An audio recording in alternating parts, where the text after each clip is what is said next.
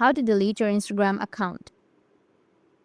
So if you want to delete your Instagram account, then what you need to do is first you need to open up your Instagram application. Make sure that you have a stable internet connection. Once you have a stable internet connection, now you just need simply go with your profile, which is on the bottom right. Once you're on your profile, you need to go with the upper right, which has that 3 horizontal lines, and then go with Account Center. Once you're on your Account Center, you need to scroll down, go with Personal Details. Under that, tap on Account Ownership and Control, and go with Deactivation or Deletion. Now select your Instagram account. After that, go with Delete Account, and then tap on Continue. And your Threads profile will also be deleted, so go with Continue. And after tapping on Continue, it will ask you a reason. You need to enter the reason, and it will ask you your password. You need to enter your Instagram password, and after entering your password, your account will be deleted. That's it, and if you have any questions, feel free to comment below. Thanks for watching.